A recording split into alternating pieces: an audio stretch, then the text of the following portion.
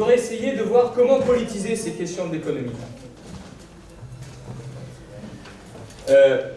Donc, la première idée, je fais un exposé un petit peu, je me tente, hein, c'est-à-dire, c'est une provocation au débat, allez-y après. Hein. C'est-à-dire, la première idée, c'est qu'il y a une transformation profonde qui est nécessaire, une révolution dont on voit qu'elle doit toucher, ça ne vient pas que de nous. La civilisation, dans ces trois dimensions, alors je m'inspire du dernier petit bouquin de Paul Boccara, hein, mais c'est-à-dire ces trois dimensions, les relations sociales, la forme des relations sociales entre êtres humains,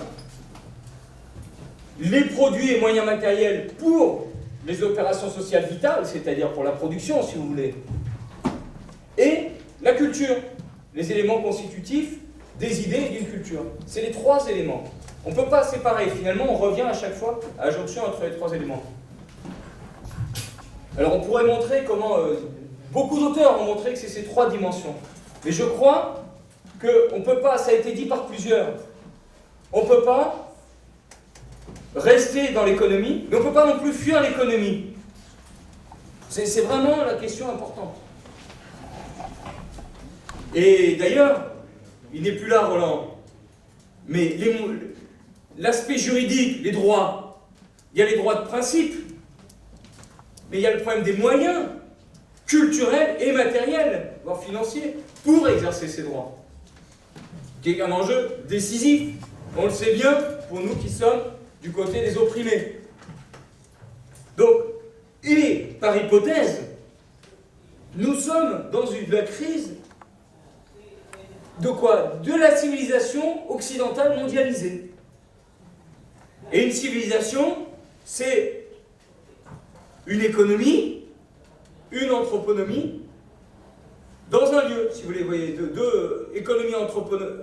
L'économie, c'est les relations pour la production et pour les besoins vitaux. L'anthroponomie, c'est les relations sociales entre les êtres humains au-delà de la production, que ce soit parentale, culture, tout ce que vous voulez, politique. Dans des lieux fixés. Ça a pris racine en Europe et aux États-Unis. C'est-à-dire, l'économie, c'est le capitalisme, l'anthroponomie, c'est le libéralisme, ça fait système, c'est pas la même chose.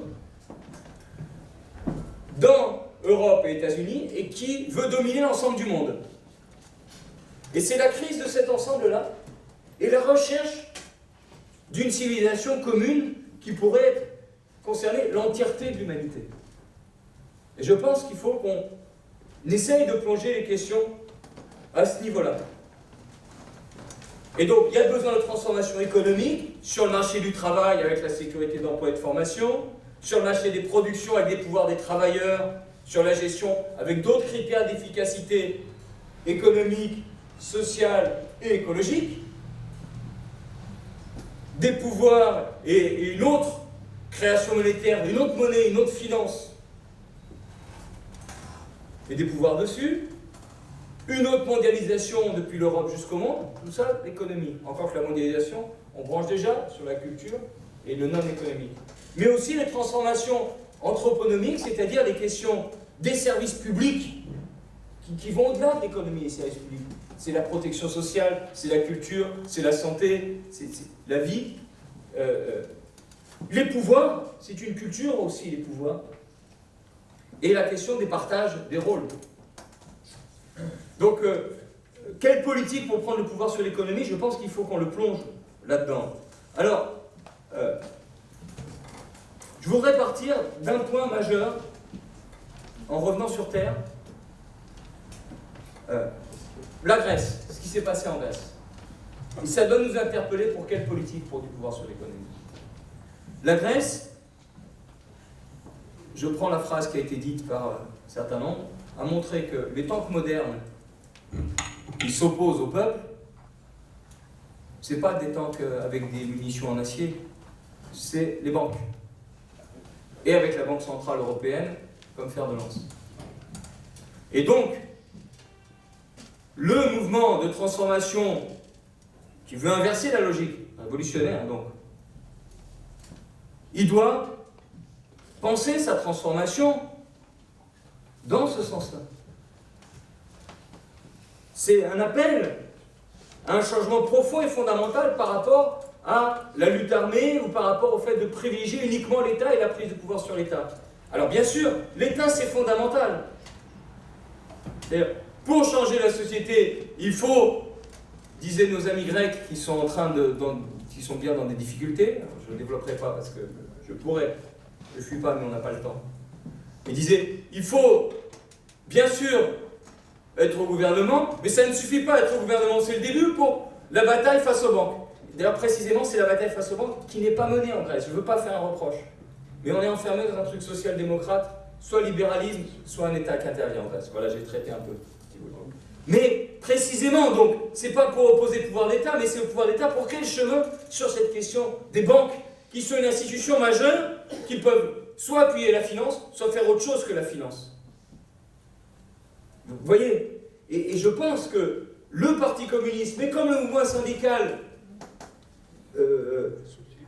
par exemple la CGT, mais pas seulement, il y a d'autres syndicats qui ont une ambition de transformation, prenons, ou le mouvement social, citoyens, doivent se prendre la question des banques comme quelque chose de fondamental. Donc, et c'est pas la lutte armée, donc ça veut dire une autre vision. Et nous voulons pour ça une intervention consciente. Hein?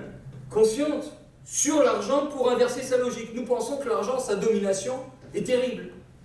Et c'est parce que l'argent est utilisé comme du capital. Pour faire simple, qu'est-ce que c'est le capital par rapport à l'argent? C'est que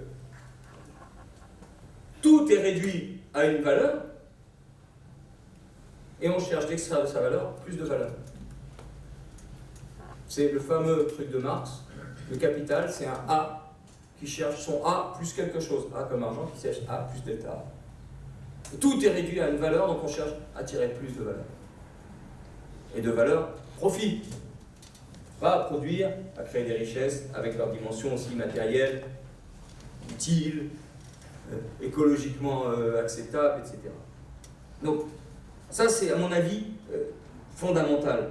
Et donc, on a besoin, dans le mouvement révolutionnaire, de changer ça, parce que la crise de la société dont parle Denis, et dont les graphiques qu'il a montrés parlent, montrent qu'il y a une exigence nouvelle de changer de logique. Parce que cette exigence de développement du capital, si on veut, elle accompagnait hier les machines qui remplaçaient les hommes en dépossédant les hommes de leur savoir. Toute cette révolution industrielle, pour faire simple, avec la machine-outil. Aujourd'hui, avec la révolution informationnelle, c'est les capacités humaines qu'il faut développer. Aujourd'hui, les machines ne sont pas efficaces, elles peuvent démultiplier le travail humain si on a des gens qualifiés, créateurs aussi hors de la production, recherche, etc. Et c'est ça l'enjeu majeur de toute notre société.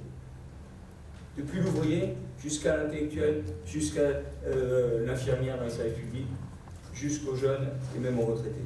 Donc vraiment, ça me demande des changements très profonds. Et ce qu'on voit sur l'efficacité du capital, c'est-à-dire l'efficacité du capital, c'est l'inverse de la suraccumulation. C'est est-ce que le capital permet de faire de la valeur ajoutée? C'est l'inverse de la composition organique, pour ceux qui connaissent bien Marx.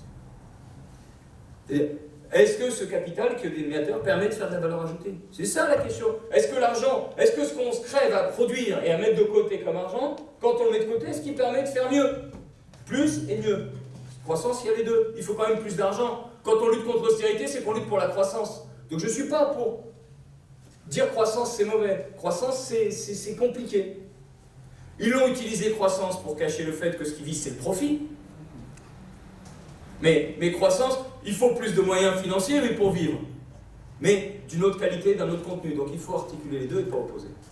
Et donc cette efficacité, elle montre. D'abord, elle a commencé à baisser, et c'est le début de la crise, de 67 à 79, 80, 85, même en France. Il y a eu des débuts de remontée parce qu'ils ont répondu. Et ça n'a pas marché. Ça n'a pas marché. Et aujourd'hui, donc il y a eu la crise financière et il y a des difficultés ensuite. Donc, voilà. Alors, il faut se transformer. Je donne une indication. N'ayons pas peur des transformations. Il y en a eu bien d'autres des transformations. Depuis les clubs révolutionnaires de 1789, qui étaient des embryons de partis politiques. On les voyait comme embryons aujourd'hui, mais c'était très moderne. Sauf qu'il fallait des lettres qui mettaient 3 jours pour arriver en province, pour avoir une intervention commune. Vous voyez, c'était des réunions comme ça, dans des salles, des AG, aux Cordeliers, etc. Bon. Donc, jusque les mouvements un petit peu, comment dire, conspirationnistes, Babeuf, Blanqui, puis les partis politiques qu'on a connus avec d'abord la SFIO, puis le parti bolchevique, on peut avoir d'autres transformations demain, mais sans un retour en arrière. Il ne faut pas jeter.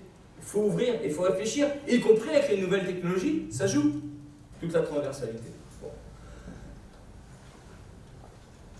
Deuxième idée, depuis 2008, la question du besoin d'État, de plus d'État, elle n'est plus posée. Tout le monde dit qu'il faut que l'État intervienne. Le problème, c'est le contenu de son intervention. Depuis 2008 et la crise financière.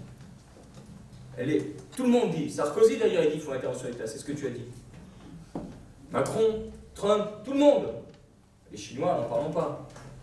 Même Poutine, qui était le Jurassic Park capitalisme, comme disait notre camarade Bouzgalil.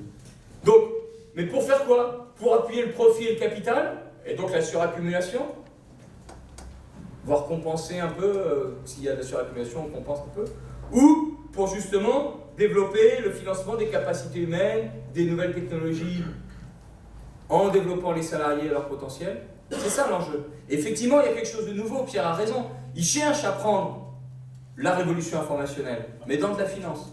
C'est très clair, c'est techno-financier pour la révolution informationnelle de quelques-uns d'un gratin, et on va essayer d'accompagner le reste. Et donc, la réponse politique. Alors je veux partir à gauche d'un triptyque qui a prétendu dominer. Populisme, désignation d'un ennemi,